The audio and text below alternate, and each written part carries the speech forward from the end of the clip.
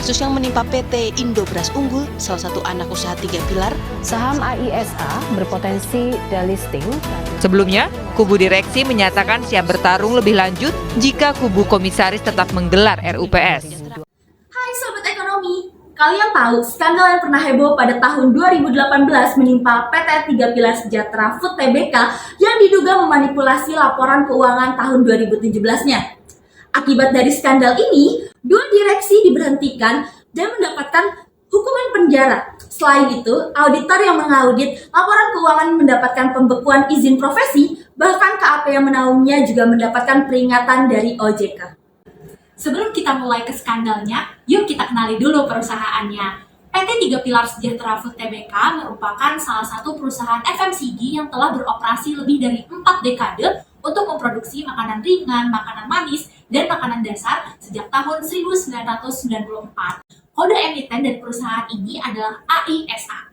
Meskipun awalnya dikenal dengan PT Asia Inti Selera Tbk, pada tahun 2003 perusahaan mengubah nama menjadi PT 3 Pilar Sejahtera Food Tbk, dan pada tahun 2021 berubah kembali menjadi PT FKS Food Sejahtera. Beberapa brand ternama di bawah naungan perusahaan ini diantaranya adalah Taro, Mikremes, dan Bihun Go.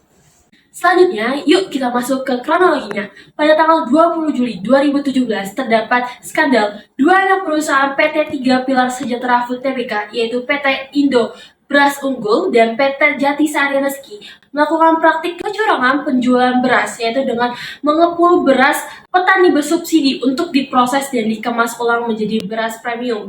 Dikarenakan kejadian ini, harga saham AISA turun signifikan dan membuat pihak manajemen perusahaan berniat untuk mempercantik laporan keuangan tahun 2017.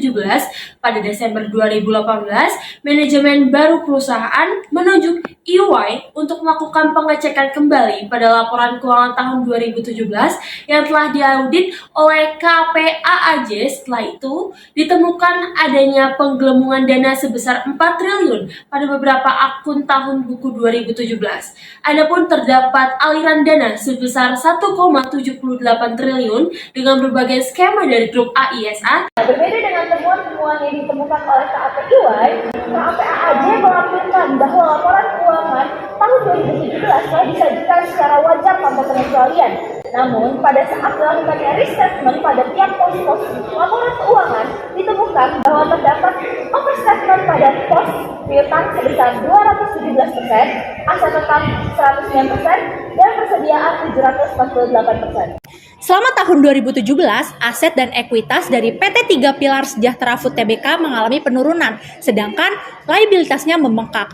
Gross profit margin juga mengalami penurunan dari 25,72% menjadi 12,73%. Penurunan ini dipengaruhi oleh rendahnya net sales dan juga gross profit, dan juga tingginya operating dan other expense.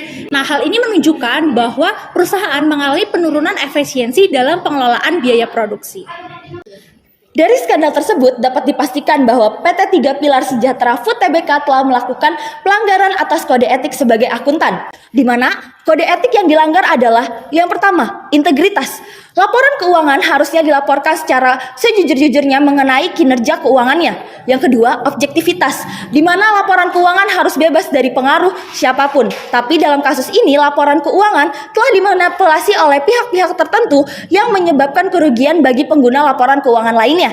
Yang ketiga, perilaku profesional, di mana perusahaan tidak memenuhi peraturan perundang-undangan yang berlaku dan bertanggung jawab atas kewajibannya.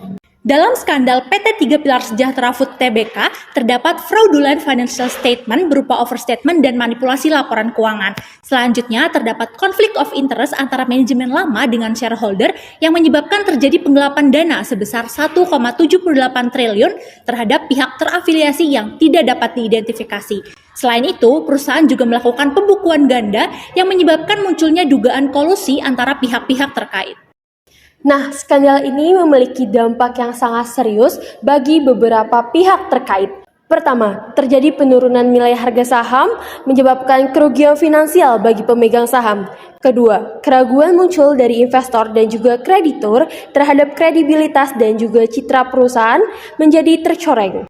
Yang terakhir, perusahaan melakukan pemecatan besar-besaran terhadap 1.700 karyawan dan mengumumkan niat untuk menjual PT Indo Beras Unggul.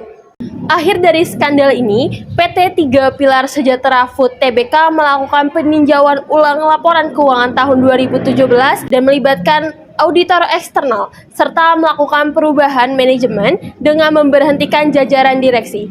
Perusahaan harus memperkuat pengawasan internal dan juga melakukan perubahan tata kelola perusahaan.